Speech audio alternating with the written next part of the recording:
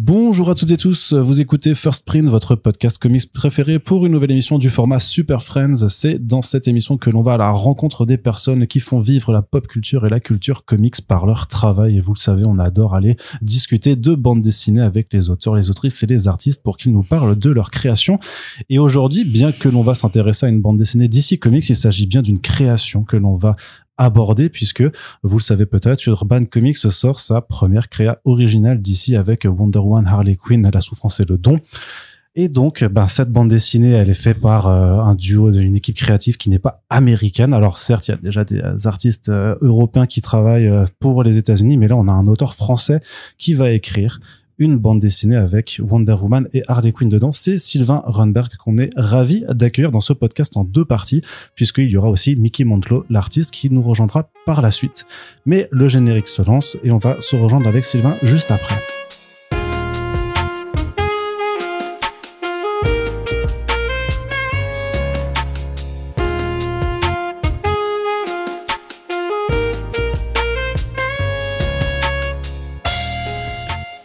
Donc voilà, ça c'était mon introduction. Bonjour Sylvain Runberg, comment vas-tu ? Bonjour, bien je vais très bien, merci de m'accueillir, c'est un plaisir. Eh bien, attends, l'interview n'a pas encore commencé, donc tu te prononces un petit peu vite. Je suis un naturel optimiste. Eh bien, tu as bien raison. Donc on est là pour parler de comics, on n'est pas là pour parler de création de bande dessinée et de DC. Mais avant toute chose, vu que c'est la première fois que j'ai le plaisir de discuter avec toi, est-ce que tu peux juste quand même te présenter un petit peu, parce que je pense que tous celles et ceux qui lisent de la franco-belge te connaissent certainement, parce que tu as quand même maintenant une bibliographie assez conséquente. Alors je m'appelle Sylvain Runberg, je suis scénariste de bande dessinée professionnelle depuis 23 ans.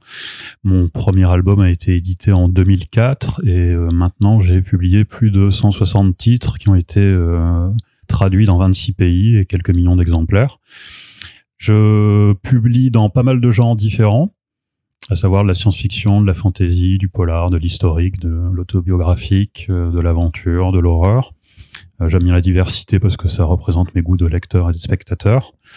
À l'origine, moi, je viens du Vaucluse, dans le sud de la France. J'ai une maîtrise d'histoire politique, ce qui explique aussi qu'il y a parfois des aspects politiques qui émergent dans mes créations.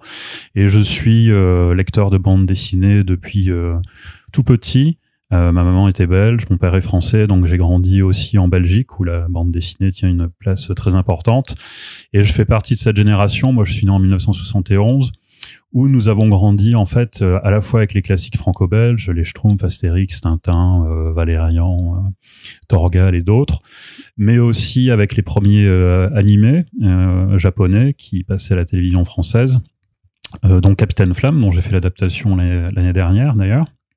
Il y a un classique de la Toei, adapté des romans de Edmond Hamilton. Bon, il y a eu Goldorak, Albator. Là, moi, j'ai grandi avec eux. Et puis, j'ai grandi aussi avec du comics.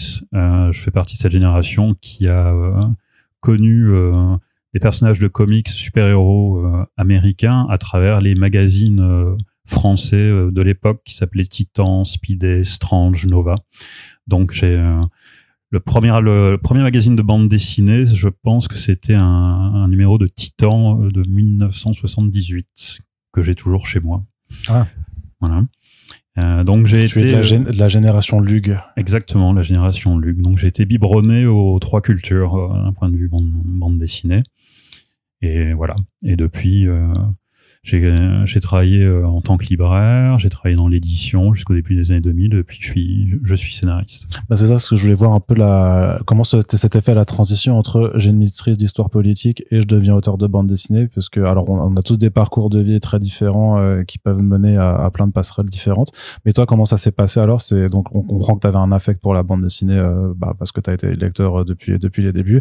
Mais qu'est-ce qui t'a poussé alors à emprunter la voie de la professionnalisation ? Alors moi j'ai donc une maîtrise d'histoire politique, j'avais envisagé de devenir journaliste et j'étais à Aix-en-Provence et il se trouve qu'il y avait une librairie qui était une des plus anciennes librairies de bande dessinée qui n'existe plus aujourd'hui mais qui s'appelait La Bulle Noire. C'est là où j'achetais mes albums depuis la fin des années 80, donc j'étais un bon client. Et puis en fin de compte, à un moment donné, je venais de terminer mon service ville. C'était à l'époque où il y avait un service militaire. J'avais fait un service ville dans les quartiers nord de Marseille, dans un centre social. Et je me demandais un peu ce que j'allais faire. J'étais en train de terminer ma maîtrise. Et il y a un il cherchait quelqu'un au départ à mi-temps pour travailler dans la librairie. Et donc, j'ai postulé, j'ai été pris. Et puis ensuite, je suis passé à plein temps. J'ai travaillé quelques années comme ça à la Bulle Noire. Et c'est vraiment quelque chose qui m'a beaucoup plu à l'époque. À l'époque, c'était... faut se remettre dans le contexte. Dans les années 90, en bande dessinée franco-belge, alors on vendait aussi du comics et la bande dessinée et du manga. Il y avait 2 boutiques. À l'époque, c'était 900 nouveautés par an. Alors, on trouvait que c'était énorme. Mais en l'occurrence, ça nous permettait de tout lire, de tout conseiller. Puis, il y avait, en fait, c'était vraiment un travail de conseil quasi bibliothécaire. Donc, c'est une période que j'ai beaucoup appréciée. On pouvait mettre des albums en présentation sur table pendant 3 mois sans souci. Donc, c'est 80% du métier, c'était de la passion, du partage et du conseil. Et les 15% restants étant de remplir des cartons et de les mettre en réserve ou de les sortir de réserve, mais c'était vraiment pas la partie importante du métier. Et du coup, ça a été très très formateur. Et puis ensuite, il se trouve que ma compagne qui habitait Paris, qui venait de Suède, et puis c'est pour ça que je me suis retrouvé en Suède ensuite, avait décidé de s'installer dans la capitale pendant un temps, et donc j'ai cherché un poste dans l'édition BD, puisque en fait la plupart des éditeurs de bande dessinée sont à Paris. Et j'ai trouvé un poste dans le service commercial, marketing et relations libraires chez les Humanoïdes Associés. Okay. Et j'ai travaillé quelques années aux Humanoïdes Associés. J'ai eu ensuite un accident qui m'a coûté quelques fractures. Rien de grave, mais ça a dû j'ai été en arrêt maladie quelques mois. Et c'est là en fait où, pour passer le temps quand même, pendant la rééducation, je me suis mis à écrire des fictions. Et c'est comme ça que c'est venu. Ça m'a plu, j'ai continué. Et puis j'ai repris mon poste aux Humanoïdes Associés. Puis au bout d'un moment, j'ai envoyé 3-4 dossiers à différents éditeurs. Pas forcément aux Humano alors. Pas du tout aux Humano, non. Ouais. Et ils ont été signés. Donc ça a été Dupuis, les Humanoïdes Associés, Soleil, les éditeurs concernés. Et voilà, c'était Astrid, Orbital, London Calling, Les Colocataires et Amorphole, mémoire, qui ont été mes 5 premières sorties. Et du coup, quand j'ai vu que ces projets-là avaient été signés, donc j'ai quitté mon poste aux Humano pour tenter ma chance. Et puis depuis, ça fait 23 ans que j'écris tous les jours et que c'est mon métier. C'était dur au départ, l'écriture. C'est parce que c'est pas forcément quelque chose que tu faisais avant. C'est quelque chose que t'as découvert, que t'as dû apprendre à maîtriser. Ouais, tout à fait. Moi, je connaissais l'écriture via en fait ma formation d'historien. Mais ça n'a rien à voir d'écrire des articles ou des mémoires, des maîtrises, ou même ensuite des documents commerciaux, marketing, c'était dans l'édition aussi, mais ça n'a rien à voir avec structurer un récit et faire du scénario. Parce que toi, ce que tu fais, en plus, c'est de la fiction vraiment, c'est pas forcément du documentaire, de la BD qui s'appuie sur des faits réels. Toi, t'es vraiment plus dans le registre de fictionnel. C'est plus dans le registre fictionnel, même si j'ai fait, par exemple, chez Glénat, j'ai publié la biographie de Kennedy, donc ça m'arrive de le faire aussi, mais c'est plus rare. Mais c'est vrai que c'est un exercice, de toute façon, même dans le cadre, en fait, d'un documentaire en bande dessinée, ça reste quand même des ouvrages qui sont basés sur une structure fictionnelle. Et non, moi, les premiers dossiers que j'ai envoyés, les réponses, évidemment, ça n'a pas été accepté tout de suite. C'est pas les premières versions envoyées qui ont été acceptées, mais ça a été, il y a du potentiel, il y a toutes les erreurs du débutant, ce qui est normal. J'étais un débutant, puis donc après, j'ai recommencé, retravaillé, renvoyé, recommencé, retravaillé, puis ça a fini par payer. C'est vraiment du travail, de la passion. Moi, j'ai tout, quand on parle de la création, de l'écriture, moi, je considère que le talent n'existe pas. C'est une fiction, talent, un mythe, c'est un sujet qu'on pourrait évoquer plus longuement, mais c'est vraiment ce que je pense, c'est simplement de la passion, du travail, de la curiosité, de l'abnégation. Tu pourras reconnaître, j'imagine, que certaines personnes ont peut-être plus de facilité, plutôt que de parler de talent, qu'il y a peut-être des gens qui ont une imagination un peu plus fertile ou qui sont plus enclins à avoir des idées plus originales, alors que d'autres devront plus travailler pour avoir ces idées. Ou même là-dessus, t'es pas d'accord. Moi, je dirais plutôt que c'est une question vraiment de faire les choses pour les bonnes raisons. Et donc, si tu prends plaisir à imaginer des histoires, à imaginer des personnages, à les faire vivre, à te poser des questions sur eux, à être avec eux, je pense qu'au final, avec du travail et de persévérer, Il n'y a pas de raison que tu n'arrives pas à quelque chose au bout du compte. Après, il y a plus que le facteur talent, il y a le facteur chance. Ça, c'est quand même. Ça, c'est autre chose, oui. Ça, c'est quand même quelque chose qui est primordial. C'est ça, c'est que t'envoies aussi parfois le script à la bonne personne au bon moment, parce que 2 mois plus tôt, ça aurait été une autre personne qui aurait été au conseil d'édition et qui aurait dit non, ça j'aime pas. Exactement. D'ailleurs, ça fait partie du quotidien quand on est auteur, hein, c'est qu'on envoie des projets et puis certains projets, la plupart des éditeurs veulent le signer, certains projets, la majorité des éditeurs le refusent, et puis il se trouve qu'il y en a un ou deux qui sont intéressés, qui le publient. Donc il y a effectivement un facteur chance qui va de pair avec le facteur humain, tout simplement. Mais ça t'arrive encore d'être refusé ? D'avoir des projets qui sont refusés ? Ouais. Oui, ça m'arrive. Après, ils sont pas... En général, ils finissent par être publiés. Il y a toujours, sur les 12 éditeurs à qui je m'adresse, en général, dans 90% des cas, il y en a quand même entre 2 et la moitié qui veulent le signer. J'ai cette chance-là. Mais bien sûr, à chaque fois que j'envoie un projet, il y aura toujours des refus de la part de certains éditeurs. Oui. Donc, faut pas désespérer, même qu'on a été publié déjà 160 fois. Non, il faut se dire que un refus de dossier, ça fait partie du métier en tant qu'auteur professionnel. Hein. Ça fait partie du métier, ça sera toujours comme ça. Je pense pas qu'il y ait beaucoup de dossiers qui sont envoyés sur lesquels tous les éditeurs qui ont été contactés vont le signer. Je pense que c'est très très rare que ça arrive. Ouais. Après, je pourrais citer certains noms, à mon avis, qui ont une place tellement installée. Je pense que Levi Strondheim, on lui dit pas non, on lui dit jamais non, ou je sais pas. Il faudra lui poser la question. Il faudra lui poser la question, effectivement. Mais pour en revenir à toi, et pour revenir sur une autre partie, c'est aussi les comics, les super-héros. Donc, on parlait de Titan, Nova, Strange, de ces années-là. Qu'est-ce qui te plaît chez les super-héros, au point où, des années plus tard, tu tentes ta chance à pouvoir écrire une histoire de super-héros? Alors, j'aime l'imaginaire, j'aime le fantastique, et puis les super-héros, c'est de ça dont il s'agit. Une espèce de fantaisie contemporaine. Et c'est justement ce que j'aime dans les super-héros, c'est que c'est très ancré dans notre réalité. Et ça, je crois que c'est ça qui a permis aussi de m'identifier. Quand je lisais les histoires de Spider-Man ou d'Iron Man ou des X-Men, il y avait cette identification, ils vivaient dans le même monde que nous, même si c'était un monde décalé avec cette partie imaginaire qui les concerne. Et je pense qu'il y avait aussi des valeurs sociales et politiques de justice qui m'ont toujours intéressé dans les récits qui m'ont plu, en tout cas. Et que c'est des gens pour qui la notion de justice a une vraie importance. Tu te rappelles, après j'ai envie de dire que toi, ton contexte historique, ça fait que tu as plus accroché au personnage de Marvel plutôt que de DC, par rapport aussi à la plantation plus prégnante même que Marvel avait en France par rapport à DC. Pour autant, là, on te retrouve donc chez du DC. Donc, ma question, c'est pas l'horrible. Est-ce que tu préfères Marvel ou DC? Parce on essaie quand même d'élever un peu ce débat-là, mais quand même, est-ce que tu as une préférence un petit peu pour ce que véhiculent les personnages d'un des Big Two par rapport à l'autre, avec le côté plus humain, on va dire, des héros de Marvel et le côté un peu plus divin, on va dire, des têtes d'affiche de DC Comics? En fait, là, je parle vraiment de mon première approche vis-à-vis des super-héros, à savoir, j'avais 8 ou 9 ans, et c'est donc à travers ces magazines-là. Ensuite, moi, je suis tombé sur des Batman chez un cousin plus âgé en Belgique, et j'ai tout de suite accroché.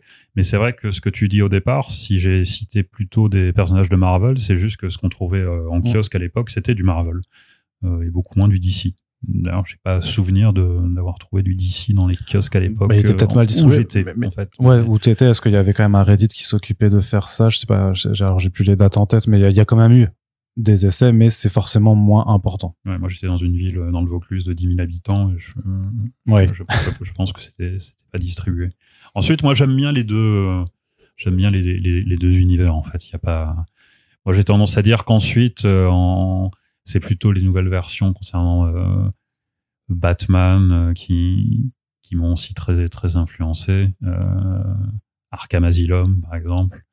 Ça, c'est des albums qui m'ont remis en contact avec les super-héros en étant jeune adulte, parce qu'à un moment donné, j'avais lâché l'affaire, on va dire, à partir de 13-14 ans. Puis ensuite, j'y suis revenu avec ces albums-là, en fin de compte. Avec des choses qui sont un peu plus sérieuses, un peu plus matures. Ouais. Et est-ce que tu en lis encore aujourd'hui? Oui. Est-ce que tu peux juste nous dire comme ça, qu'est-ce que tu as lu récemment, que tu as bien aimé? En super-héros? Alors, c'est pas forcément récent. Hein. Non, mais que toi, tu as lu récemment, après... Alors, je lis beaucoup alors c'est pas vraiment de super-héros, mais Why the Last Man, c'est pas récent. c'est ni récent ni super-héros, mais c'est du comics, donc ça du rentre. Comics. Voilà. Ah, on critique pas. Voilà, ça c'est des choses que j'ai beaucoup aimé. Moi, je pensais plus en super-héros, du coup, si t'avais lu des choses récemment que t'avais bien aimé. C'est juste que ces 2-3 dernières années, j'en ai pas beaucoup lu, en fin de compte. Surtout qu'étant en Suède, j'ai moins accès aux librairies, et surtout en ayant 3 enfants. C'est plus ça la vraie raison. Voilà. Mais ouais, mais c'est quelque chose que je suis toujours, en fait, même si je lis pas tout.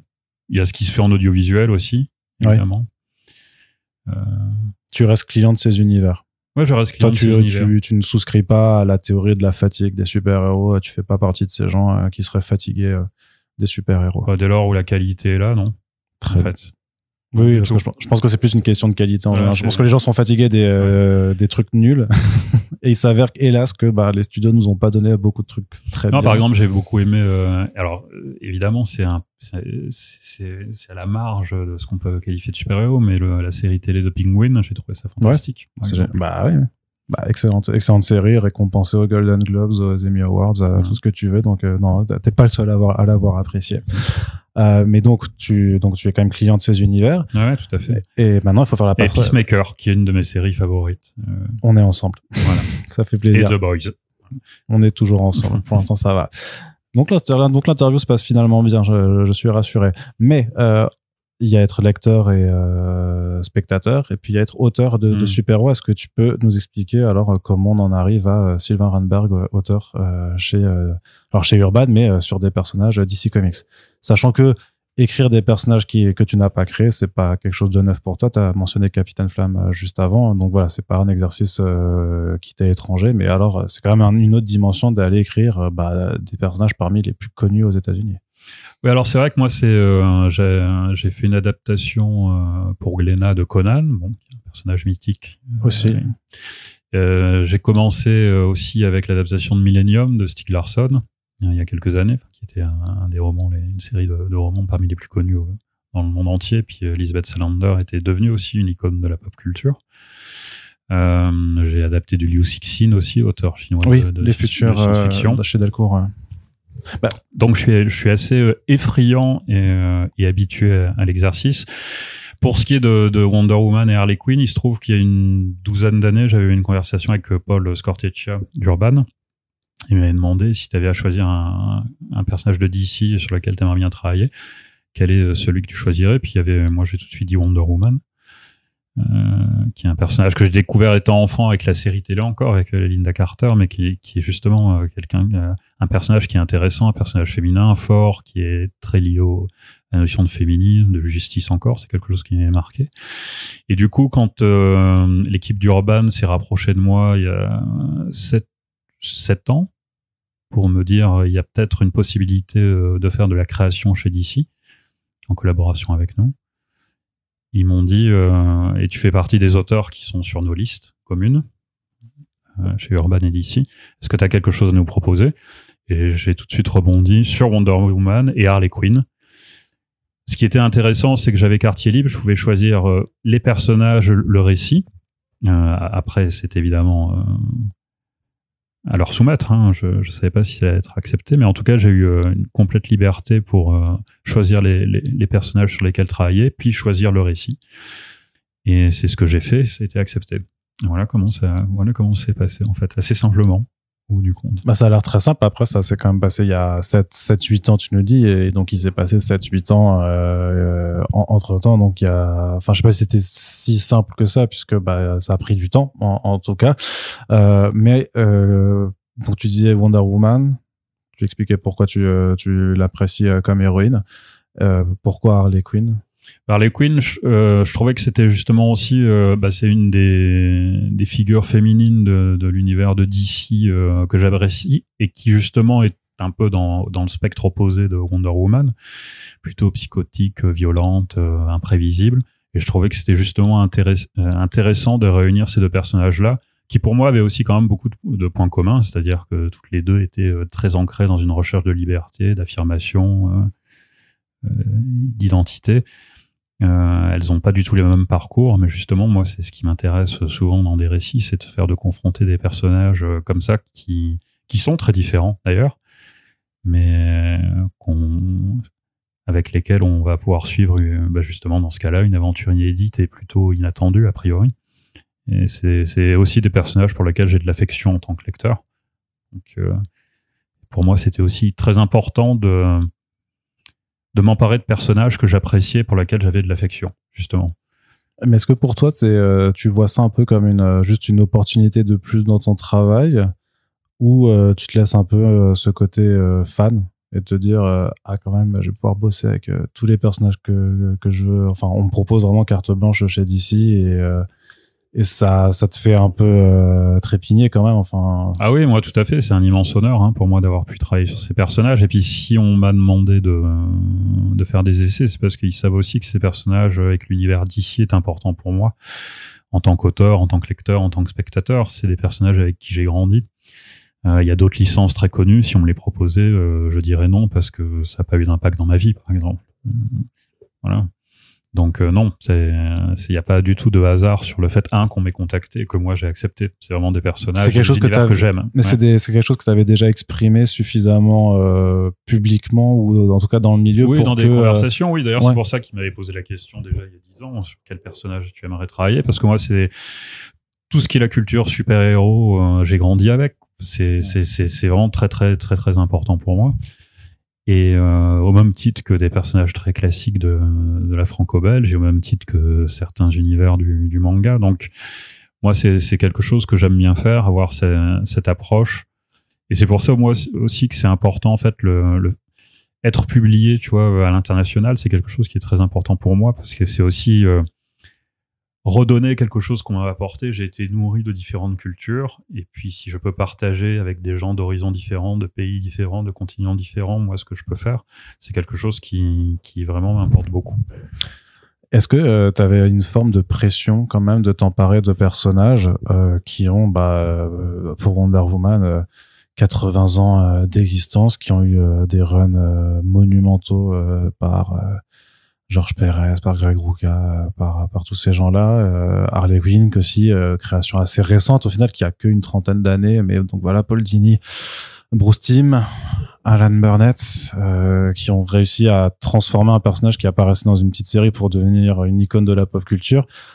Ouais, on est quand même sur il y a une chape de plomb au-dessus de toi quand même quand tu te dis je vais les écrire, il faut que je leur fasse honneur, que je me foire sur l'histoire. Enfin, est-ce que tu l'abordes avec sérénité ou beaucoup de pression? Alors moi je l'aborde avec sérénité. Ouais. C'est toujours ce que tu as l'air très zen en effet quand même.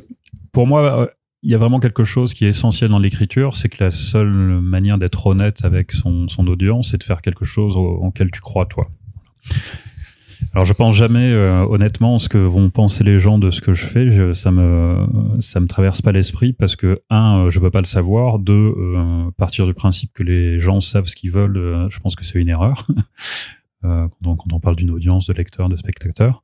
Et donc je suis vraiment concentré sur mes personnages et mon récit, que ce soit des personnages qui sont issus de mes créations ou sur des adaptations de personnages préexistants, et notamment d'icônes de la pop culture. Ça a été la même chose avec Elizabeth Salander et Millennium, ça a été la même chose avec Conan, et ça a été la même chose avec Wonder Woman et Harley Quinn. Alors il y a quand même une différence qui est fondamentale quand on travaille sur l'univers des comics et des super-héros, c'est comme tu le disais tout à l'heure, il y a eu tellement de runs, de versions, que c'est évidemment impossible de tout connaître. Alors que les trois romans de Millennium, évidemment, je les connaissais, ces 3 romans à lire. C'est pareil pour le récit de Conan ou Liu Cixin. Mais quand il s'agit des univers Marvel et DC, c'est pour ça qu'on a des éditeurs à nos côtés qui nous guident et qui peuvent justement nous éviter de faire des contresens et d'être fidèles à certains canons de l'univers qui sont indispensables. Et ils sont là vraiment pour nous cadrer et nous aider à écrire l'histoire qu'on veut écrire au final. Donc moi, l'équipe d'Urban, puis l'équipe de DC aussi, ils ont été vraiment de très très beaux soutiens point de vue créatif dans ce cadre-là, sur le Harley Quinn et Wonder Woman, où justement ils me permettaient de ne pas me poser ces questions-là qui auraient parasité en fait mon écriture et qui là du coup ça aurait été très très stressant de devoir moi-même me replonger dans toute la documentation pour essayer d'être au plus juste avec ce que je voulais faire de ces personnages. Enfin, c'est impossible. Il faut qu'il y ait des éditeurs dont c'est aussi la profession pour pouvoir accompagner les auteurs dans ces univers-là. Et ça, c'est vraiment une spécificité par rapport aux super-héros et aux comics que tu as pas dans la bande dessinée franco-belge, parce que même si on prend quelque chose, Torgal, il y a quelques dizaines d'albums, mais on peut quand même tous les lire et avoir en tête ce qui se passe sur des personnages comme Wonder Woman, Superman, les X-Men, Dernier Vol, peu importe, c'est impossible. Il y a eu tellement de runs, tellement de titres qu'on peut pas avoir tout vu, tout lu. Donc il faut vraiment qu'il y ait des éditeurs qui soient derrière les auteurs pour les cadrer, mais les cadrer, c'est simplement les aider, ça veut pas dire les censurer.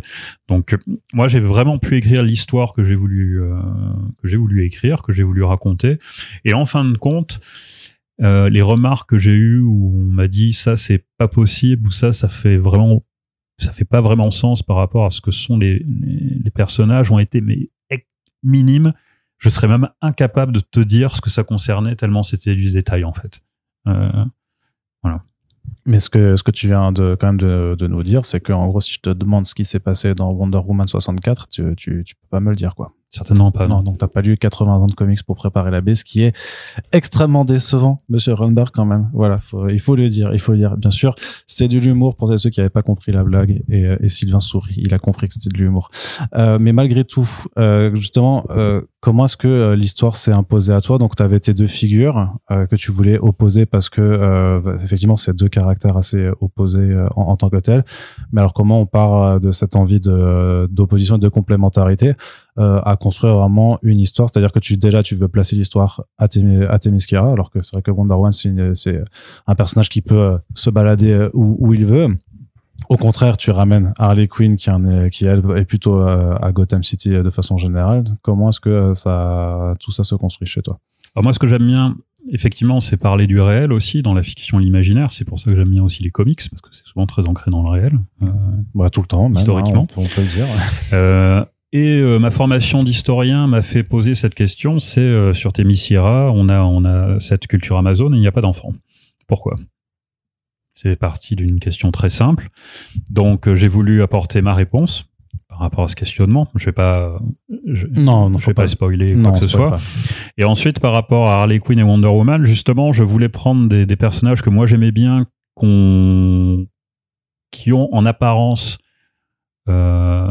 une vision du monde qui sont opposées, mais que j'ai voulu réunir là, et qui était liée aussi à une actualité à l'époque en fait où moi j'ai commencé à écrire l'histoire. C'est le moment où le mouvement MeToo est apparu.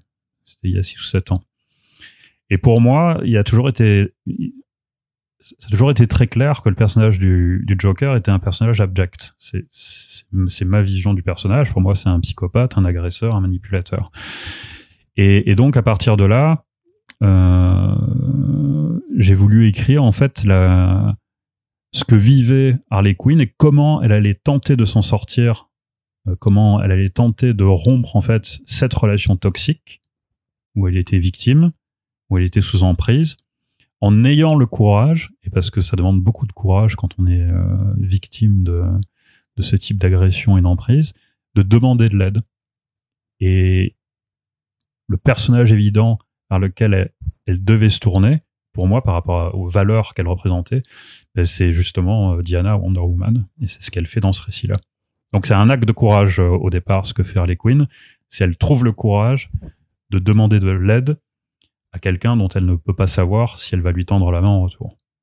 Oui, parce que Diana a beau être une guerrière Amazon, elle fait aussi preuve de beaucoup de compassion, surtout c'est une de ses qualités premières.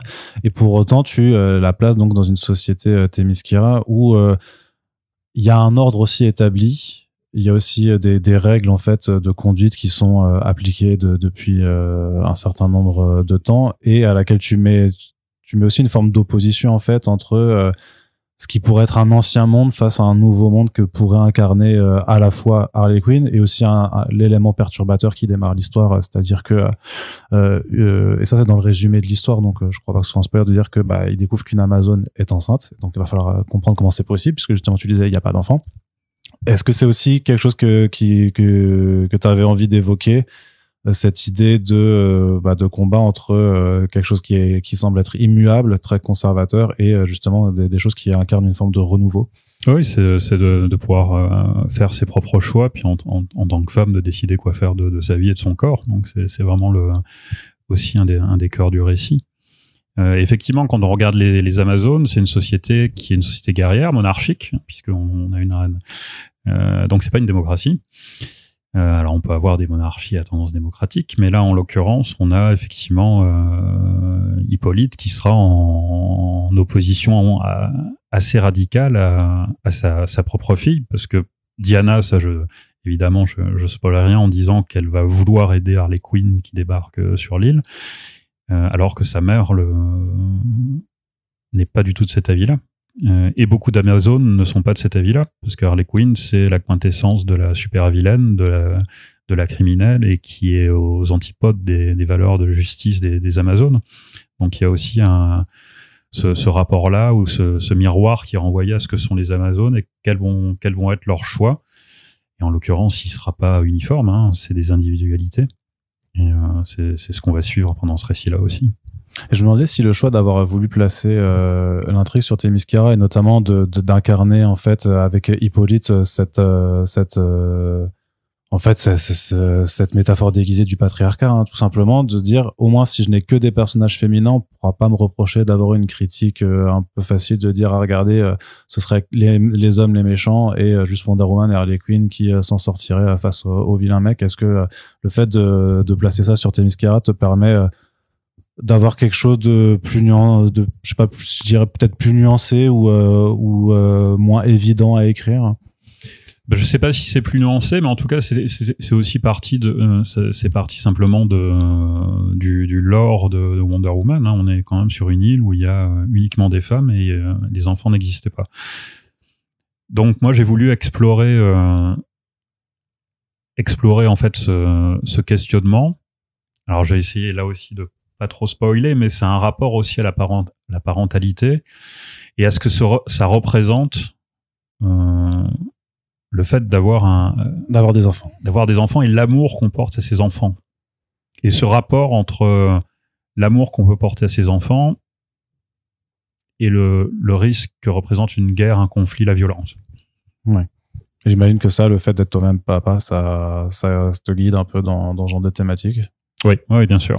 Enfin, si j'avais pas eu 3 enfants, j'aurais certainement pas écrit la même histoire. Ouais.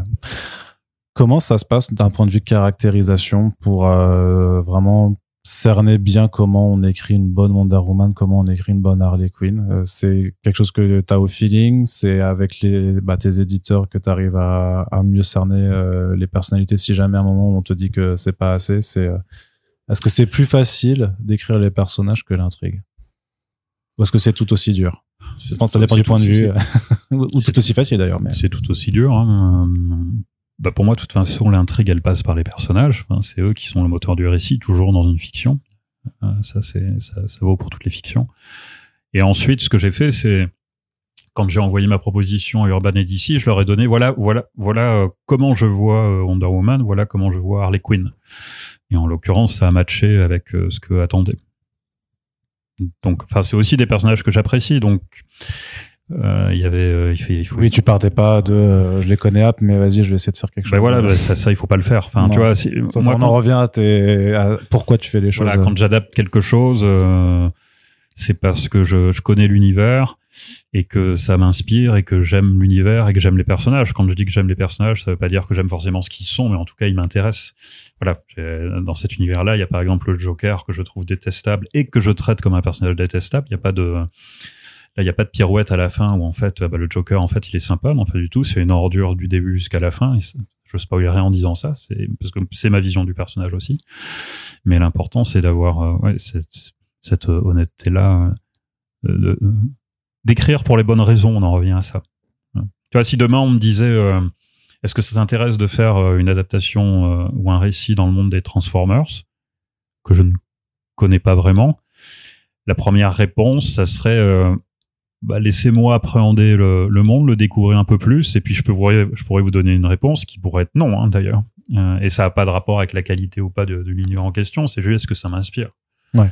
Par rapport à si tu le connais avant ou pas, dans tous les cas.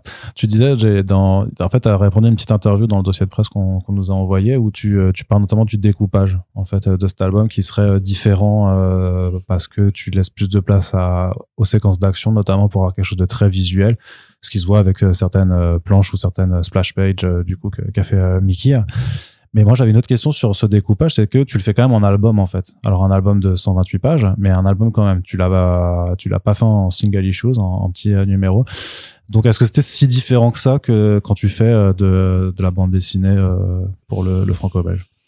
Les scènes d'action, c'est vraiment ce qu'on traite différemment quand on fait du comics, hein, surtout. C'est évident, il y a cette tradition où il y a des combats assez longs avec des conversations que moi je vais pas faire dans de la bande dessinée franco-belge forcément, même si je m'en inspire. Enfin, il y a quand je repense à certaines scènes d'action, par exemple sur un western fantastique qui s'appelle Nephilim, qui est paru il y a pas longtemps, on sent que j'ai quand même une influence comics parce que ça discute un peu pendant les scènes de combat aussi. Mais ça, je pense, c'est vraiment la grosse différence. En général, il y a moins de cases par planche que dans de la BD franco-belge. Ensuite, moi, j'ai publié, c'était chez Glénat Comics, un récit qui s'appelle Sukeban Turbo, avec Victor Santos. Et là, par contre, ça a été copublié par Glénat et IDW. Et là, par contre, on avait, c'était 4 chapitres de 22 planches. Donc, c'était la single issue. Donc, je sais le faire. Ça me pose pas de souci technique de le faire. Mais en l'occurrence, ici, on est sur un récit complet.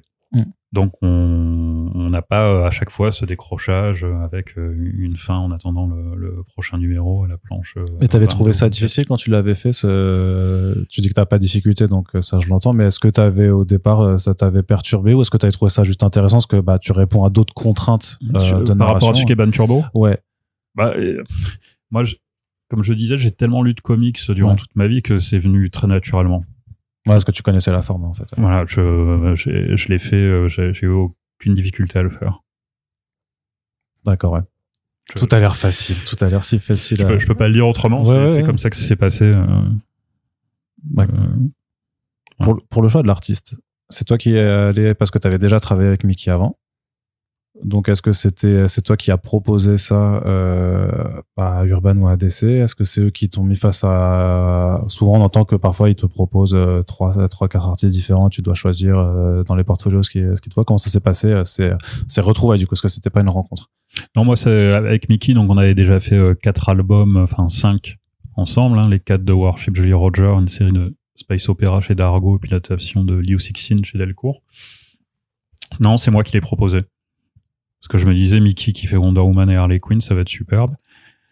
Eux, ils étaient tout à fait d'accord. Et quand j'en ai parlé à Mickey et que je lui ai envoyé le synopsis, il a tout de suite été emballé. Donc, ça s'est fait naturellement. Ça s'est fait, ouais. Et j'imagine que votre façon de travailler ensemble, alors, a pas changé par rapport à ce qu'elle était avant, sauf que vous avez juste repensé à comment faire ces découpages, alors, ou à... Oui, la manière de fonctionner était exactement la même, sauf qu'on s'est adapté au format comics, plus particulièrement. Alors, c'est quoi votre manière de fonctionner? Manière de fonctionner, c'est en fait, je fonctionne de la même manière avec pratiquement tous les dessinateurs, les dessinatrices avec lesquels je travaille. C'est que je travaille beaucoup sur ce que j'appelle alors d'abord, il y a un pitch et un synopsis. Donc pitch, c'est en une quinzaine de lignes l'amorce pour donner envie. Il y a la note d'intention. Et ensuite, il y a le synopsis qui est un résumé du récit. En gros, les grandes lignes du récit.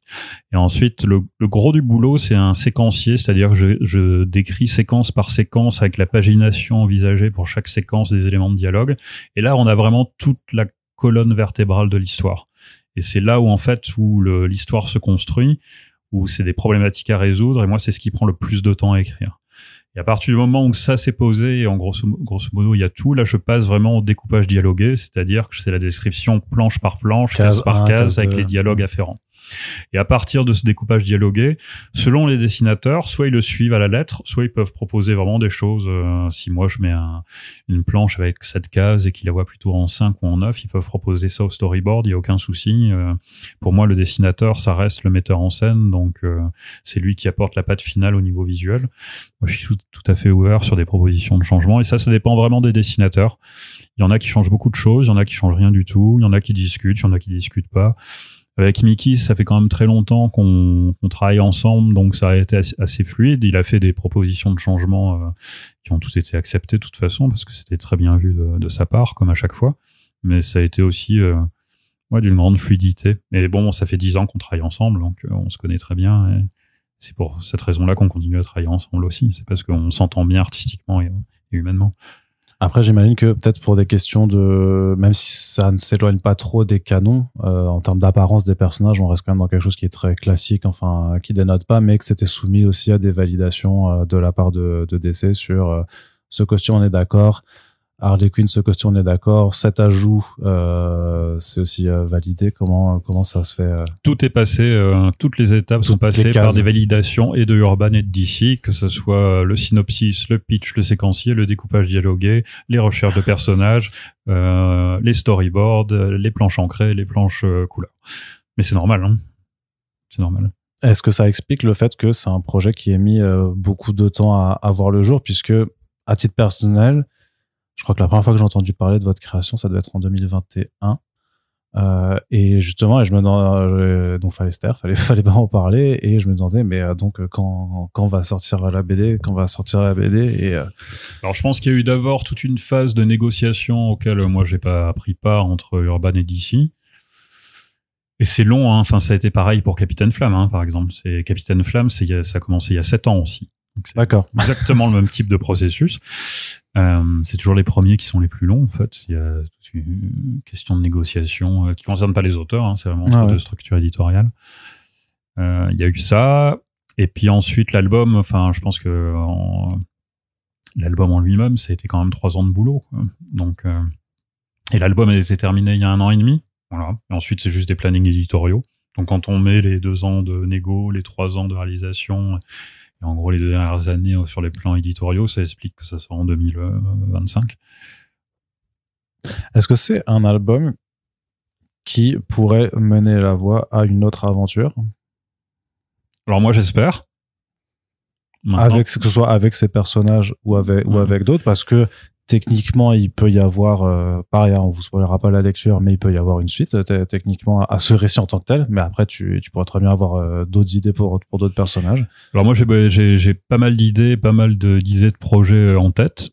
Alors pour l'instant, rien n'est signé, mais moi j'aimerais bien continuer parce que c'est un univers dans lequel moi je prends énormément de plaisir à créer et à écrire. Et j'avais aussi une question sur le fait que c'est une histoire qui s'intéresse à Harley Quinn, à Wonder Woman et qui se passe majoritairement à Themyscira, mais quand même on a une scène où il y a Batman dedans. Est-ce que ça c'est juste un pur plaisir égoïste d'auteur de dire quand même je vais me faire une petite séquence avec Batman parce que bah voilà, on n'a pas tous les jours l'occasion d'écrire officiellement du Batman? En fait, c'est venu assez naturellement. Alors évidemment, c'est un grand plaisir d'écrire une scène avec le Batman, Robin et le Joker, hein, puisqu'ils sont tous là, et Harley Quinn aussi. Mais ça a vraiment un sens, puisque en fait la séquence où Batman et Robin interviennent va avoir des conséquences sur la relation entre Harley Quinn et le Joker. Donc c'est pour ça à la base que cette séquence existe. Évidemment, c'est un super trip de pouvoir faire ça. Mais c'est avant tout parce qu'il a sa place dans le récit. S'il avait pas eu sa place, je l'aurais pas fait. Vraiment, un petit Batman quand même. J'aurais pu faire une apparition brève. Enfin, il y a un personnage qui apparaît brièvement à la fin. On la voit qu'en silhouette à la toute fin de l'album. Enfin, je vais pas dévoiler. Donc ça, c'est un petit clin d'œil. Donc il y a aussi son sens. Mais j'aurais pu faire la même chose avec Batman. Mais j'allais pas forcer le récit pour placer Batman. Juste pour placer Batman, j'aurais pas fait ça, non. C'est pas professionnel. Je te crois, je te crois. Et donc, ça ouvre la voie, cette première création entre des... alors, il y avait Enrico Marini qui avait fait un Batman chez Dargo, mais donc là, on est vraiment sur l'ouverture d'un label de création de DC. Est-ce que tu penses que c'est quelque chose vraiment qui est juste une forme de récréation pour les auteurs ou quelque chose qui a vraiment besoin d'exister, en fait, cette forme de métissage entre des approches différentes de la bande dessinée et de la culture pop? Est-ce que c'est une proposition à faire ou est-ce que c'est une nécessité pour toi? Moi, je pense que c'est une proposition nécessaire. Ah. Parce que on est maintenant avec une génération d'auteurs où on a des influences internationales. C'est comme ça qu'on s'est construit en tant qu'auteur, c'est comme ça qu'on a grandi, c'est comme ça qu'on écrit. Et pour moi, c'est tout à fait logique que ça arrive. De la même manière que j'aimerais bien voir des auteurs non européens s'attaquer à des classiques franco-belges, par exemple. Ce serait hyper intéressant d'avoir un auteur nord-américain, sud-américain qui s'attaque à un Astérix, notamment au niveau scénaristique. Au niveau dessin, c'est déjà beaucoup plus fréquent. Enfin, les auteurs qui travaillent chez Marvel et DC, il y en a plus de la moitié, c'est des Européens, en fait. Ouais, complètement. Et c'est plus au niveau des scénaristes que c'est plus rare. Et maintenant, je pense qu'il y a une génération de scénaristes qui, sur chaque continent, est prête à travailler sur des IP et des univers qui viennent d'autres horizons. Donc moi j'ai toujours aimé le métissage, je trouve que c'est vraiment quelque chose qui est très important d'un point de vue culturel. Donc j'espère que ça va se développer dans tous les sens d'ailleurs en fin de compte. Dès lors où on le fait encore une fois pour les bonnes raisons, par passion, par intérêt artistique et c'est ça qui doit être la finalité. Et donc si c'était ni Wonder Woman ni Harley Quinn, quel personnage d'essai t'aimerais bien écrire si tu en as la possibilité? Alors les sirènes de Gotham, on reprend un peu les mêmes, mais ouais. En groupe dans Gotham City. Ouais. Très bien. Merci beaucoup de ton temps, Sylvain, et d'avoir répondu à toutes ces questions. J'espère que c'était pas trop long pour toi. Du tout, c'était un plaisir. Merci à toi. Et donc, on va se laisser avec un petit blanc sonore, puis on poursuivra avec la seconde partie de cette interview avec Mickey Mantlo, qui se fera par contre cette fois en anglais. Merci à toutes et tous de ne pas couper ce podcast en pleine écoute.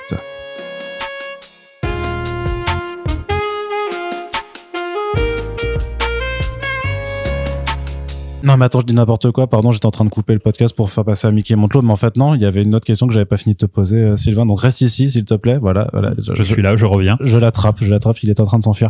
Non, mais parce que, en fait, techniquement, j'imagine que tu as commencé à écrire Wonder Woman Harley Quinn avant ta petite histoire dans l'anthologie Superman The World. Mais techniquement, en termes de publication, tu as déjà été cette pour une création d'essai avec donc Superman à Paris. Tout à fait. Voilà. Avec Martial Toledano au dessin. Est-ce que tu peux nous raconter un peu juste la genèse de cet autre projet, alors, comment ça s'est fait? Alors ça s'est fait beaucoup plus vite et beaucoup plus récemment, puisque c'était en juin dernier. Ah bah, donc quand ça veut aller vite, ça peut aller vite. Voilà, quand ça peut aller vite, ça peut aller vite. Donc on me contacte et DC préparait donc le Superman The World. Et pour la France, ils ont pensé à moi en me demandant est-ce que tu es intéressé pour écrire un récit court sur Superman en rapport avec la France? Et j'ai dit oui. On m'a dit t'as 2 semaines. Et j'ai dit oui quand même. Et ben, j'ai été inspiré. J'espère en tout cas. Et puis voilà. Après, moi, c'est quelque chose que j'aime bien, les récits courts, parce que c'est vraiment un très très bel exercice. D'ailleurs, si j'ai un conseil à donner à toutes les personnes qui veulent se mettre à l'écriture, c'est vraiment, il faut commencer par les récits courts. Parce que c'est comme ça que moi, je me suis amélioré. C'est-à-dire que les premiers récits, là, je reviens un peu au début de l'interview que j'ai envoyé, c'était des projets assez longs, comme Orbital, qui a fini par exister, puisqu'il y a le tome 9 qui sort cette année. Mais par rapport aux difficultés et puis aux erreurs de débutants qu'on me reprochait à l'époque et qui étaient tout à fait valables, elles étaient là. Certains éditeurs m'ont dit Sylvain, ce que tu devrais faire, c'est écrire 3 ou 4 récits courts, parce que là, tu peux pas te perdre et t'es obligé de te concentrer sur la technique et d'aller droit au but, parce que tu peux pas t'égarer. Or, le problème pour les scénaristes débutants, c'est qu'on se perd dans des mondes trop vastes avec trop de personnages, tandis que là, un récit court en 8-10 pages, t'es obligé d'aller à l'essentiel, et si ça marche pas, tu le vois pas tout de suite, et si ça marche, tu le vois tout de suite. Donc voilà, le récit court, c'est quelque chose que j'apprécie, et donc j'ai pris un grand plaisir à parler de Paris, de notre mise de la culture, et puis d'un célèbre requin dans la Seine, et puis mais justement, de notre duo parti en week-end en amoureux. C'était l'été dernier, donc qu'on te l'a demandé, ça s'est fait en 1 an. L'été dernier, il y a un film Netflix de mémoire qui est sorti qui s'appelle Sous la Seine, qui parle d'un requin donc dans la Seine. Est-ce que c'est complètement fortuit ou Absolument pas. Il y a un gros clin d'œil. Moi, je suis en train de travailler sur un projet de série télé, et c'est avec le producteur de Sous la Seine. Et donc c'était un gros clin d'œil aussi énorme à mon producteur. À ton producteur. Alors donc c'était pas oui parce que ma question c'est effectivement on te dit tu prends Superman, effectivement si tu les envoies en France il faut qu'ils passent par Paris, mais il y avait le choix donc de King Shark comme antagoniste qui alors là bon, j'ai eu la réponse, je pense, avant de reposer la question. Alors, il y a 2 raisons. Il y avait ce clin d'œil à Sous la Seine. Enfin, c'est vraiment un clin d'œil perso. Puis, il y a le fait que j'aime bien King Shark, notamment ce qu'on a fait James Gunn, qui me fait mourir de rire. Donc, voilà, c'était un plaisir de prendre ce personnage qui, pour faire un petit résumé de l'histoire, il est obsédé par la nourriture, King Shark. Et puis, les Français et les Françaises sont censés avoir la meilleure nourriture au monde. Donc, c'est eux qui doivent avoir le meilleur goût. Et c'est pour ça qu'il vient goûter du français dans la Seine.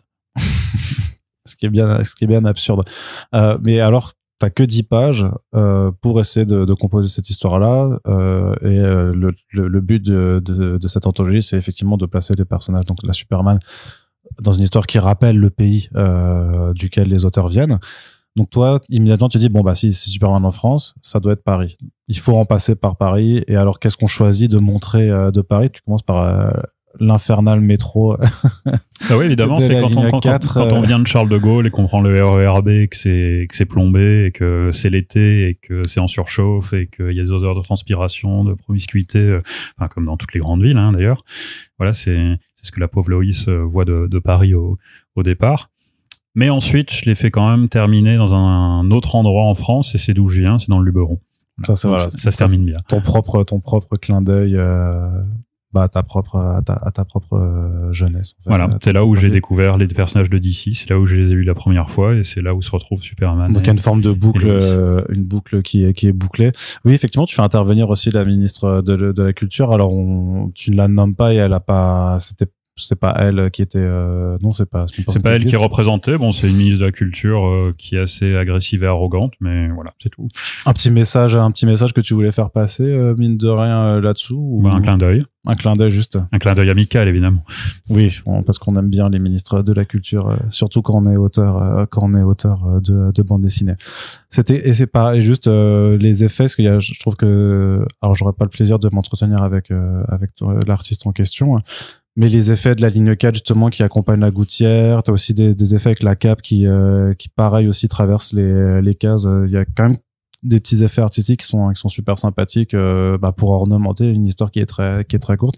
C'est toi qui les avais proposés? Ah non, ça vient de Martial, qui est un excellent metteur en scène. Martial et José, qui est son camarade de dessin aussi, puisqu'ils sont à deux là, mais c'est Martial Toledano, le maître d'œuvre, et tous ces effets graphiques là, c'est lui qui les a trouvés, mais il est très bon pour faire ça. On avait fait Les Dominants ensemble, une série de SF qui se passe en Californie chez Glénat, c'est comme ça qu'on se connaît. Il avait fait un récit court sur Orbital. Ouais, c'est vraiment un artiste exceptionnel, Martial.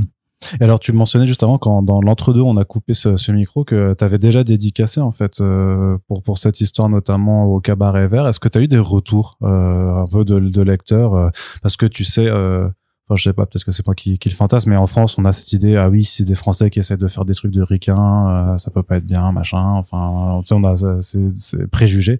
Est-ce que t'as eu des retours un peu déjà de cette histoire, ou juste des appréciations du lecteur? Alors moi, j'ai eu pas mal de retours français, mais aussi espagnols ou anglo-saxons, où beaucoup de gens me disaient, alors en général, les gens ne s'adressent pas à vous sur les réseaux sociaux pour vous faire des compliments, où ils disaient qu'ils avaient adoré l'histoire, que c'était une de leurs histoires préférées, en fait, dans le Superman The World, ce qui fait plaisir. Des gens de tout horizon, que ce soit France, Espagne, États-Unis. Voilà, c'est les échos que j'ai eus. Donc j'imagine que ça fait plaisir. Oui, j'imagine que tu en es content. Mais donc Superman qui prend la ligne 4, alors qu'il aurait quand même pu prendre la ligne 13 pour faire sur la fourche là. Bah, c'est le RERB parce que là c'est un autre truc, tu vois. Il vient de Charles de Gaulle, donc c'est le RERB, il s'arrête à Saint-Michel. Voilà. C'est vrai, à Paris-Plage. Mais il a pas testé le vrai métro hardcore, je pense, que ce Superman. Il a pas encore compris. On peut toujours imaginer pire, c'est sûr. C'est ça. Merci beaucoup, Sylvain, de ton temps et d'avoir repris le micro pendant ces quelques minutes. Merci de me l'avoir redonné.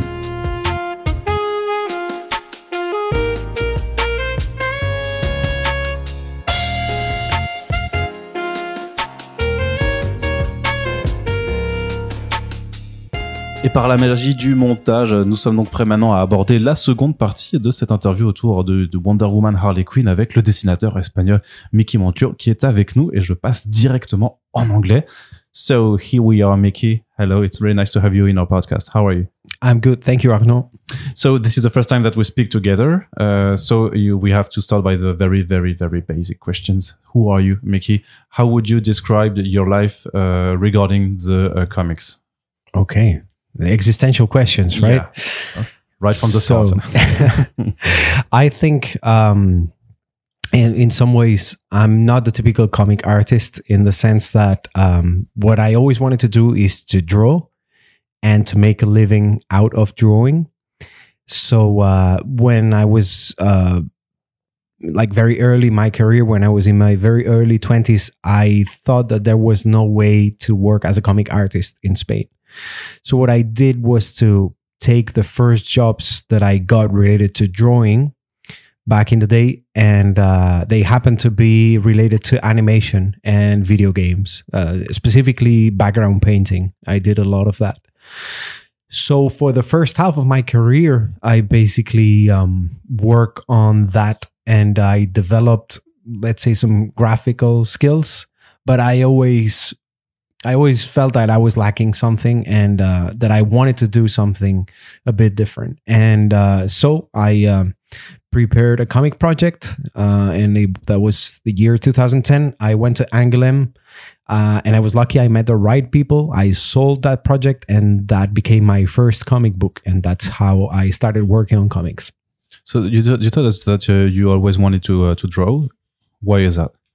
I think for a combination of facts. First of all, I was always the kid of the class who could draw, right? So if we were always, if we were drawing and watching Dragon Ball, then I was the one who would do all the drawings for the other kids. So also, then, like, they asked you to do a drawing or something? Yeah.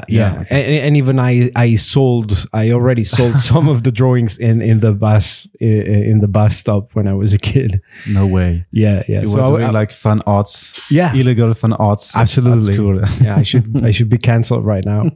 But yeah, I was already trying to sell drawings and actually doing it when I was a kid.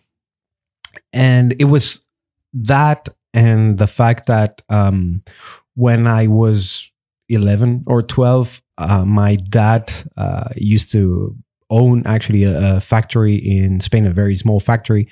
But during summers, he would bring me there to work. Like, he would wake me up like 6 a.m. and I would be working there till 2 p.m. So 6 to 8 hours a day. And, for me, it wasn't a bad thing because I felt like I was contributing to something, like for the family or something. But I actually hated the workplace itself, in the sense that, it was just extremely boring, right? And then I realized very early that my dad had a kind of job that didn't make him happy, but gave him money. So we could all live from that. And very quickly I realized that if I couldn't achieve to be good at something, I would have to spend 20 or 30 or 40 years in a factory doing that same thing. And that realization made me draw a lot more, because I thought by the time I finish studying, and I want to finish early because I didn't like study as well, I was only interested in drawing. By the time I finish that, I want to work. And I think that realization helped me a lot, because for most of people, it takes a long time to realize what they want to do. But for me, being a 12-year-old, I could see that I would be happy enough just drawing, having a studio, and being on my own. And I'm 41 years old and I still do that. And it doesn't look like it's going to change. You never know. But I think I was right to find that and to make it a very essential part of my life. And what of reading comics? Because I guess that if you wanted to draw that's because maybe you were a young reader. But I'm always wondering about how easy is it to have access to comics in Spain? Because I know in France and in Belgium, it's very the easiest way, because it's like the countries of bande dessinée. But how is it in Spain? And do you have also or did you have in the 90s when you grew up like a Spain industry of comics? So that's an interesting thing, because where I live I used to live in Catalonia near Barcelona. There's a very interesting mix of cultures. So on one hand, we had the classic Spanish, let's say, I would say classic. I don't know if that's the right way to name them, but from the 50s, 60s, and 70s, we got what is called La Escuela Bruguera, which are Mortadelo y Filemón, Super López, a lot of comics that were made in Spain and were very famous in Spain. Then by proxy with France, we get a lot of French influence. So we got Asterix, Tintin, Lucky Luke, a lot of French comics. And then back in the 90s, where there was also this third influence from American comics. So all kids would like Spider-Man and Superman and stuff like that. And to add to that, we still had another huge source of influence in 1992. I think it was the big explosion of manga in Spain. So I was reading a lot of different stuff and I liked all of it.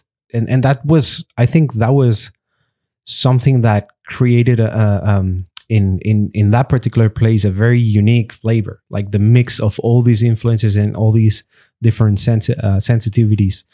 And for me, it was definitely very enriching. It was, in fact, when I was a bit older, when I was more maybe a teenager, 16, 17, that I got another huge wave of influence from French comics. You know, I found out about Moebius and all these, like Metal Hurlant and all these authors that were a bit more adult and I didn't know back then. So it was up until my 20s, it was a constant flux of influences.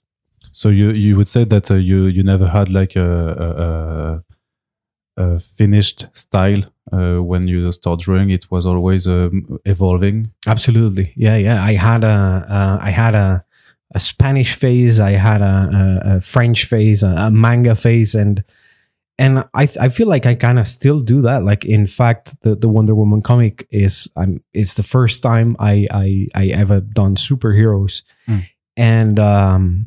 and of course, like, I had to adapt to the style, but I felt that it kind of came out something natural because I'm not pretending to do American superheroes. Like, for me, the Wonder Woman book I just did is more like a mythological story adapted to the comic language. So it was not that such a big change for me.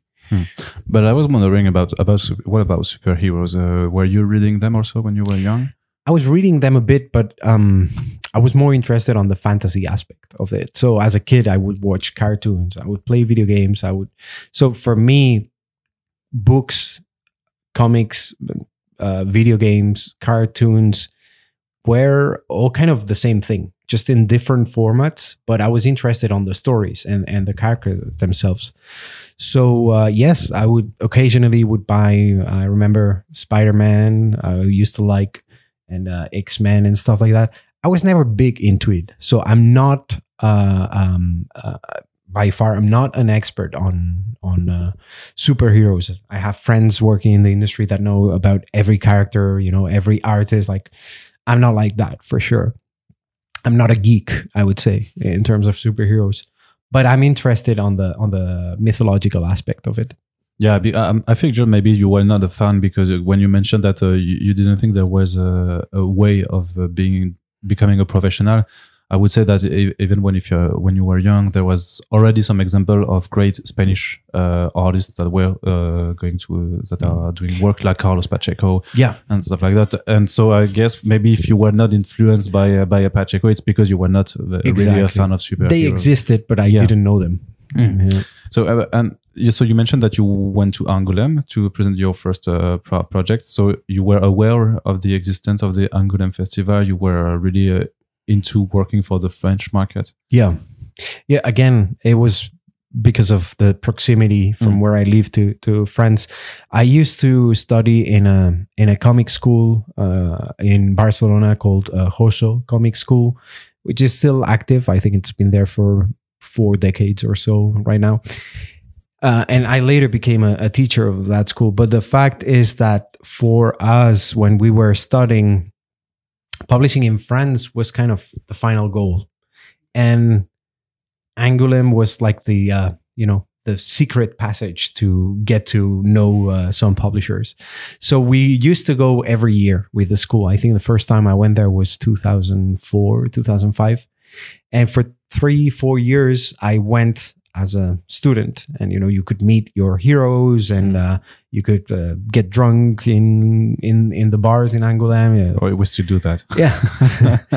So in 2010, I brought this project with me, and I just got lucky. I mean, I think the project has some good things.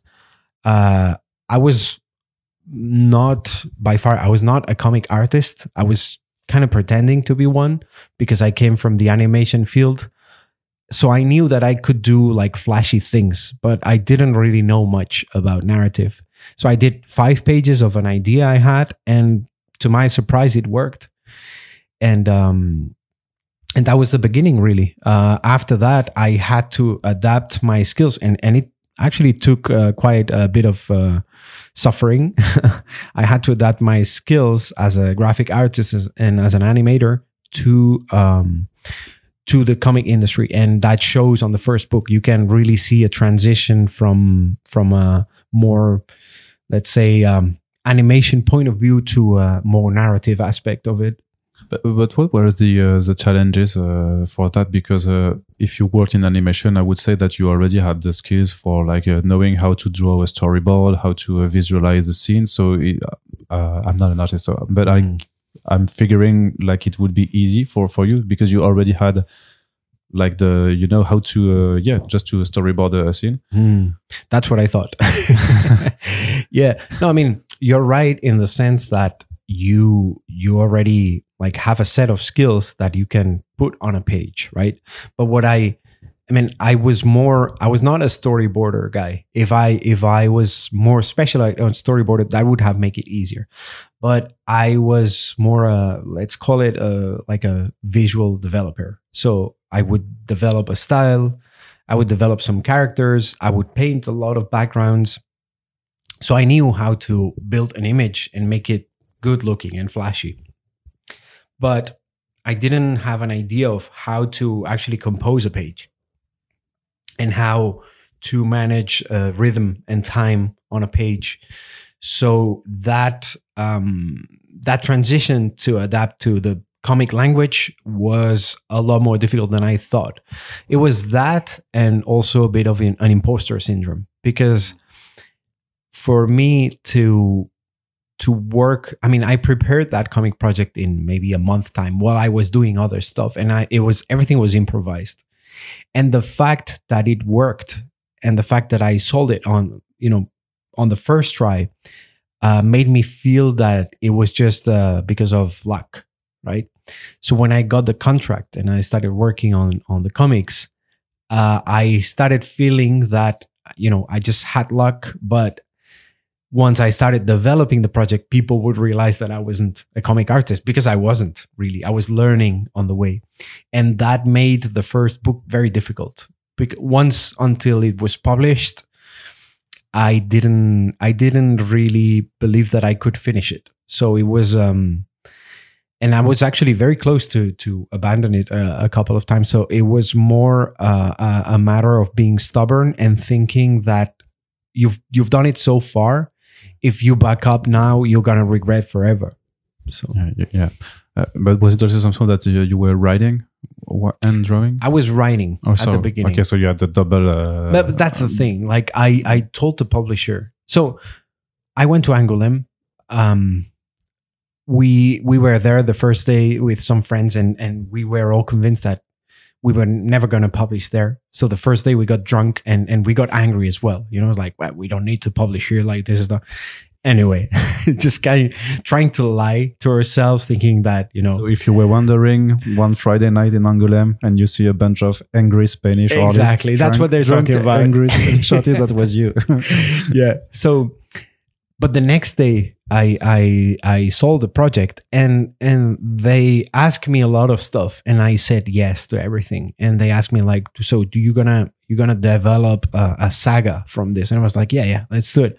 So you're gonna write a script for this? And I was like, yeah, sure. Let's just give it to me, And I said yes to everything because, I really wanted to do it. And I was in the middle of a state of euphoria. But then when I got home and I had to sit down and say, okay, start calling your clients in animation and gaming, telling them that you're now a comic artist. So abandon all your jobs and start doing something that you really don't know how to do. Then the crisis came. And I did 3 storyboards for the whole comic that I just they were sent to the trash bin. I wrote a script with the help of a good friend, but the more I was working on it, the more the project was losing its core personality, and I could see that.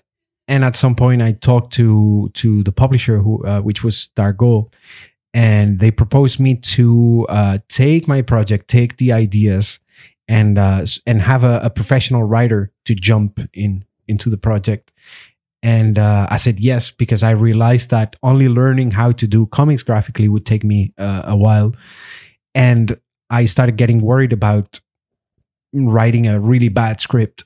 So I thought, let's have the help of a professional. That's where Sylvain jumped into the project, and he did a great job in taking all those ideas and shaping them. Is it? Are we talking about Warship? Yes. Jolly Roger. Okay. Yes. So let's.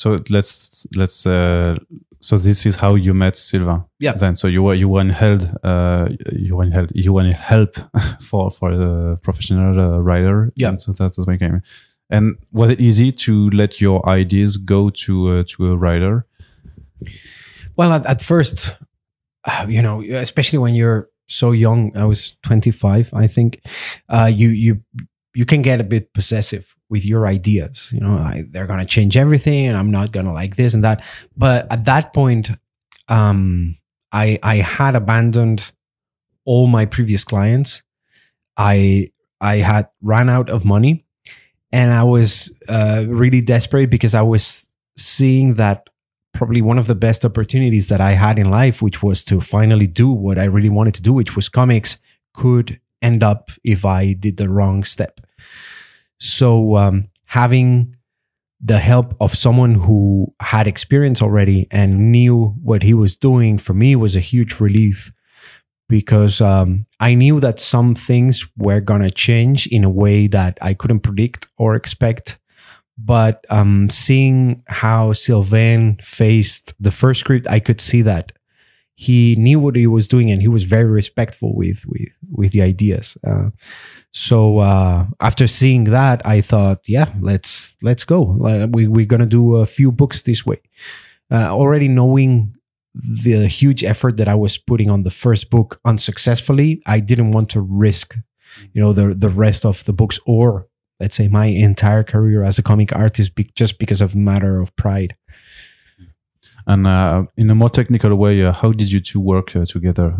Was it you followed the script that he was giving you, or he was just giving you some loose plots and you would just draw let's say the Marvel way? How was it? As far as I remember, there were already a lot of ideas put on paper. And I had a clear synopsis of what would happen especially on the first 2 books. And what Sylvain did was, aside from shaping them, was to get rid of a lot of other ideas that didn't make any sense on the first book. I think one of the main mistakes of amateur writers, and I don't even consider myself a writer, but I was trying to be, is that they want to show you all their ideas and influences in one book. So either they end up having a never-ending book with tons of ideas that don't go anywhere, or they sell you something where they try to put too many things in a tiny space. And when Sylvain took the script, I realized that with just 2 or 3 ideas that we already had, just developing them a bit, that was it. That was 56 pages, which was the first book. And I learned a lot from him, seeing how he was working, because I realized that I was trying to do something that didn't make any sense. Just having a fantasy comic book with time traveling and spaceships and love and death, and there was no room in 56 pages. And I was trying to do that. And I was feeling frustrated because I didn't know how to arrange the puzzle. Like Sylvain taught me that if you don't know how to deal with complexity, just keep it simple but make it work. And that's what he did. So that's how you approach when you're working on a page. It's more for the efficiency than simplicity than doing something complex. How do you envision your way of working, of drawing? That's a good way to define it. So at the end, for a long time, what I tried is to develop technical skills to do something that would impress the reader. But at some point, I started getting a bit bored of that. And I started feeling like it didn't make a lot of sense. First of all, because there was already a lot of people doing technical stuff and they were very good. But, the life of a very technical artist can sometimes resemble the life of a monk. It's all about drawing many hours, focus, and spending a lot of hours on your desk. And I started feeling a bit more interested towards the message itself more than the shape of it. So then I kind of switched a bit my the way I would work, because back then I was trying to do something with a lot of layers and a lot of lights and bouncing lights and atmosphere and everything. And when I went through this change, I started trying to get rid of anything that wasn't essential. And try to keep the style a bit more simple so the reader could focus a bit more on what the character was saying and what the story was about, more than, the light on the side of his face or anything like that. So it was a bit less about technical skills and a bit more about what the comic is really about. So you and Sylvain, you work together a lot because after Watership, you also did like an adaptation of Chinese writer Liu Cixin. Was it harder to get on the universe of a book, like something you did not create because it wasn't a creation of yours? It was hard somehow in this specific case, because it was a book for the Chinese industry, which I didn't know anything about. I didn't like what I didn't know what they wanted to read on a comic. And but the good thing is that I was already very familiar with the Cixin Liu books, and I had read a couple of times the Three Body Problem trilogy. And I was a big fan of it. I've always been a hard fan of science fiction. And when Sylvain came with the project, I just said yes, because I wanted to be involved somehow with the writing of Cixin Liu. So once we had that, it was a matter of getting references about Chinese culture, about how their streets look and what kind of colors I was going to use for the project and what kind of atmosphere I was going to create for the comic. And then I remember we started working straight away. So it was a bit of a change, but again, like every time I embarked myself in a new project, there's always been a change like that. So every time is a bit of a struggle. Or a discovery. Or discovery. It's both. I like to make it a bit difficult sometimes. So tell me your point of view from your point of view for the beginnings of this Wonder Woman Harley Quinn project.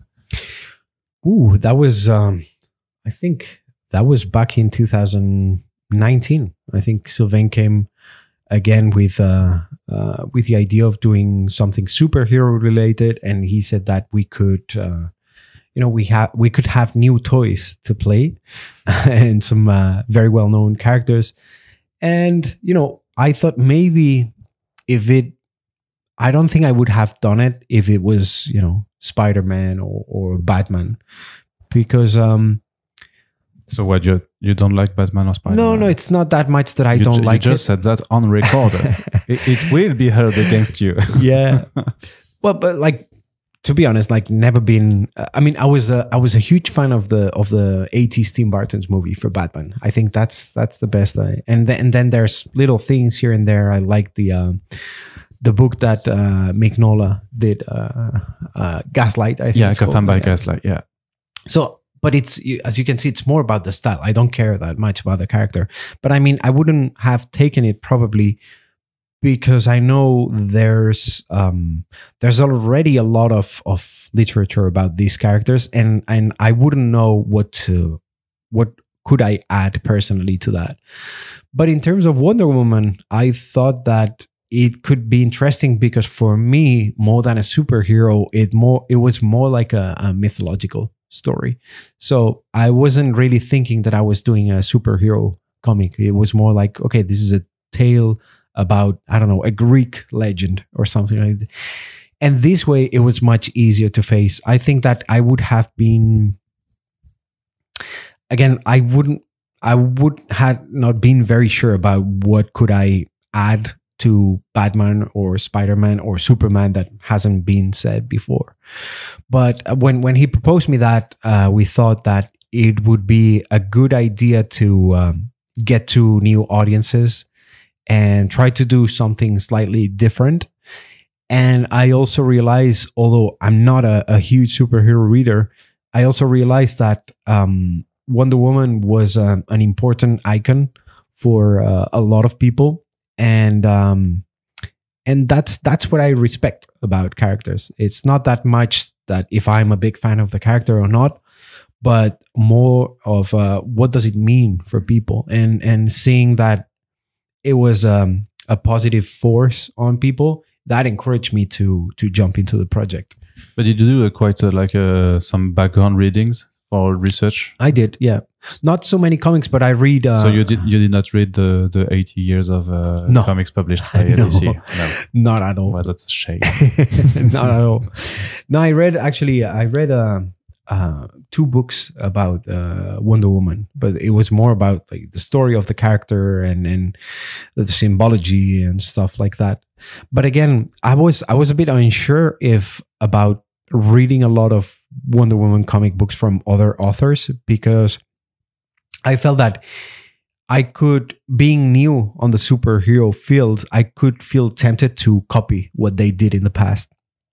So I think that also something that was interesting was to have a new and a fresh approach, to the character without having that direct influence. Again, as I said, like for me, I was not thinking that I was continuing the legacy of a character, but more than I was just doing something independent. Yeah, it's just a project with characters well known, but it's its own project. But what is really interesting is that apparently the cover for the regular edition is the first drawing you did for this project, and it really captures the essence of these 2 characters of Wonder Woman and Harley Quinn.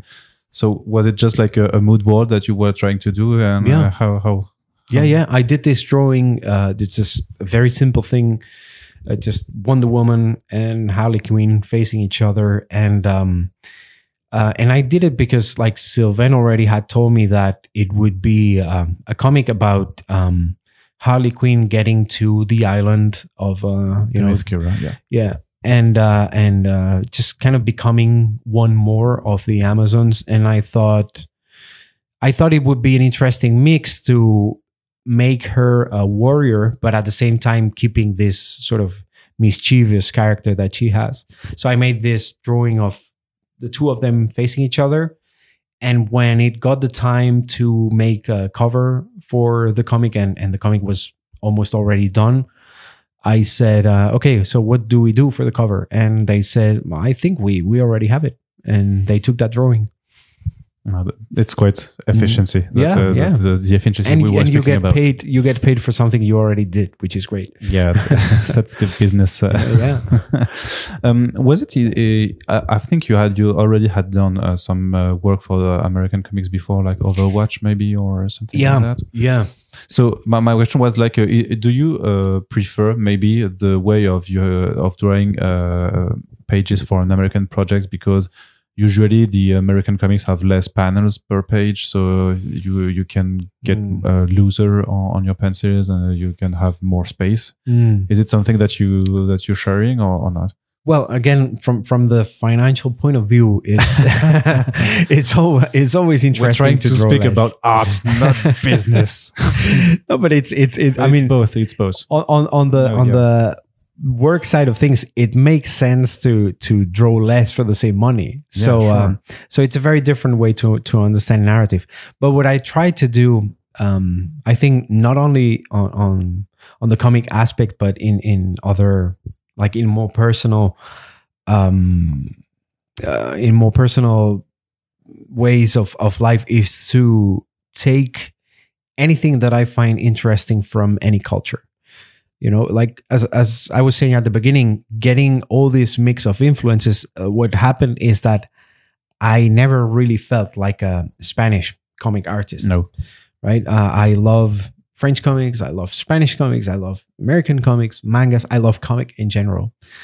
So, yeah. So at the end, I'm just a mix of different things, I guess. And it really shows me, even in your pages. I'm thinking just maybe about a training sequence between Wonder Woman and Harley Quinn, which is really shonen neketsu, really manga in the line of speed and action. I guess that it was something that you wanted also to put in this graphic novel, like to say like, okay, so we're doing American comics, but we are like a European creative team. Mm-hmm. So let's not have a label on these pages. Mm-hmm. Exactly. I mean, and that's the good thing about doing it with publishing this with a French publishing house. If I was doing this for the American market, they would probably have pointed me like, okay, like this looks good, but this is not exactly what we do. You know, like this looks more like a manga thing or like a different thing. But the fact that I'm doing this in France and I'm doing my own thing means that all the influences I have can come out and I don't have to restrict them. If I want to use power lines, I use them. If I want to make the characters look a bit more, a bit less realistic in the traditional American sense of understanding superheroes, I can do it. And, it's a hit or miss. Probably it's a formula that would still need a lot of development, but I think that that makes it a bit more interesting, right? In the sense that it's something a bit different looking, and it's something that feels more like the beginning of something. Like from here, in the case, you never know, in the case I keep doing superheroes, I would probably have to polish this style until, it becomes something more fleshed out. But for a first book, I'm quite happy with the result. And it took quite some time because you were first approached in 2019. Yes. And so it's 6 years later. And so we know that there's a lot of also validation processes between the creative team and the publishers, and both, because there's a French and an American publisher. How long was it, or do you feel that maybe it could have been quicker if there was not so many validations and stuff like that? Yes, did you have also to redraw stuff because I don't know, so sometimes they just point out that something is not right for them? Or it wasn't so much that, it was that so it was just one shot, and it didn't, so no one was waiting for this, right? So I was I knew about the project, I was waiting. It was you. No, but I mean, it was not part of a bigger collection. It was not, some people knew about it, but it was not something like, I mean, I'm not George Martin, right? Like people were not asking me not yet. People were not asking me, when are you going to finish the book? So that meant that I had all the time in the world and I had no pressure. And that's a bit of a problem sometimes, because when that happens, it means that you can keep doing other things in between and you can put this on hold. And that's what happened with this project. In the meantime, when I was doing this project, I think I fully stopped it like 2 or 3 times. We went through a pandemic. I had a daughter. I did another like full comic with CD Projekt Red based on the Witcher character. I also did some comics for Blizzard for Overwatch. I kept teaching. I've been an art teacher for a long time now. I did a lot of other works in animation and gaming. So in between, in fact, I worked with another project that was unpublished, that was canceled for production reasons in between. So, I mean, in the 5, almost 6 years of production of this book, I think I did 2 comics in between, and a lot of things happened. So I was just putting it on hold and then continuing it, which was good on one side because it gave me a lot of time to have a very, an overview of what I was doing. But at the same time, it was tricky because every time I would restart the project, I would go back to the previous pages and there was things that I would like to change. And of course I did in some of them. You're drawing a lot of Amazons, which are so the women living in Themyscira. Is it hard to, because they're just like warriors with the same armor, so is it hard from the point of view of a drawer or a designer to make them look very different so you can recognize them at every step on a page? What we did is to we asked a lot of female friends if they wanted to be in the comic. So we had a folder with a lot of like pictures of our friends who were later in the book, and so that's the way that we used to give them a different personality to each one of them, because most of them are based on real people. Okay. So we can try to figure out if we see your friends on Facebook, we can try to figure out which one are the Amazons. And in terms of just like, let's not speak about just the time per page, but like when you're doing splash pages, how do you feel about doing these big spreads, like the arrival of Harley Quinn on the plane at the beginning, for example? How does it? Because you know that you've got the whole page to do, so you have to make the image the most striking possible. And so, how do you work from this kind of sequences? It feels good actually when you're working on a comic book and you come from 20 pages of sequencing and panels. You keep going on the script and then you read splash page and you think like, right. So I'm just gonna do a beautiful big drawing. But it's true that once you're on it, sometimes pressure is not good, because you really have to nail that image. You really have to do something strong and striking. Sometimes that takes a bit of research. But in this case, in the case of the page where we see Harley for the first time, I think that was the second page I ever draw for the character, because we did a 2-page test that we show to Urban at the beginning of the project, and they approved the project with that. So that was actually part of the test. Oh, okay. Part of the test. And what would you say was maybe the most challenging part of the book, if there were any challenging part? The most challenging part? You mean technically or? Yeah. I think that it was probably the fight scenes. Scenes. Which are an essential part of also superheroes. Yes. Even if you're more in like I'm doing a mythological story, you're still in a superhero project, so there's got to be fight scenes. I think that to really understand and draw something, you need to learn about it. And I've never been a fighter, so so you have to take good reference about how really a fight works and what makes it interesting. So if you're not interested on fights, you have to become interested on them if you want to do something decent. So I remember just taking references and having a look about how artists and cinema directors would face fight scenes to understand what make them striking and interesting. But being the first time I ever did superheroes, fighting scenes were something relatively new to me. I was afraid that you were going to tell me that you got into the streets to fight people. So that you got better. Method acting, right? Yeah. So how does it feel to have something published in this kind of very special project? Because it's not actually the first time that we've got like American superheroes written or drawn by European artists. Because as far as European artists are concerned, there are a lot already working for the American market. And we already have like Enrico Marini that did a Batman a few years ago with Dargo. But still, it's a new project. It's a new collection.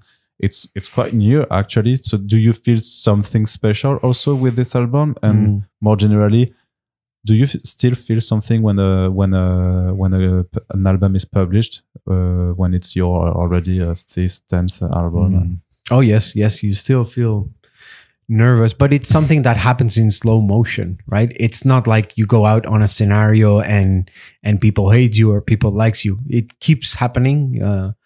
It comes out, then you might get some nice words from some colleagues or the publisher. Then first review comes out and they are, good. So you kind of, it's good because there's always this fear on the back of your mind that tells you like, someday it's the imposter syndrome thing that never goes away really. And there's this voice that tells you like, maybe this is the one where everything goes to hell. But, it never happens. Like you finish your book, you do as best as you can.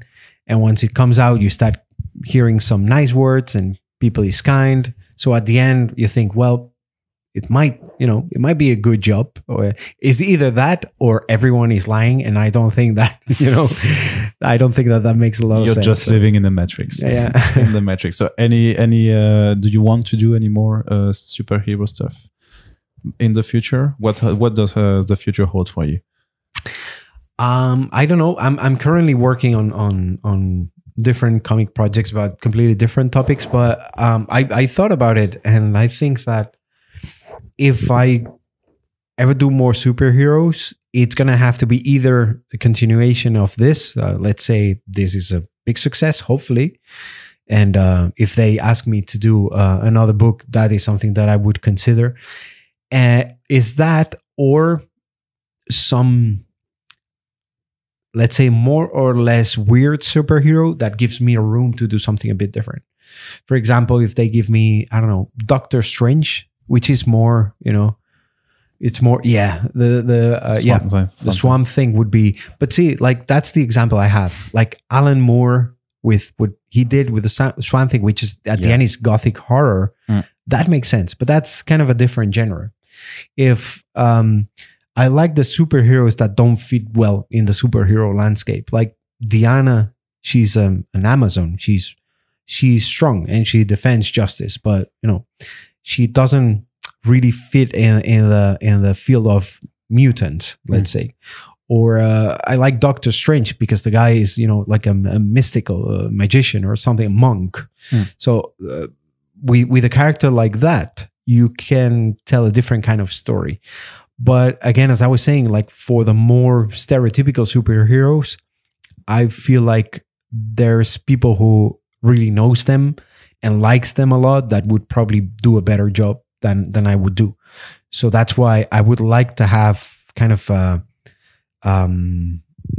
let's say outcast characters, like characters that are barely in the landscape of superheroes. Okay. All right, DC, hear us out. He wants to do Swamp Thing. Just let him do a Swamp Thing project, please. Let me do Swamp Thing, please. Yes. Thank you so much for your time, Mick. It was a pleasure. Thank you so much, Arnaud.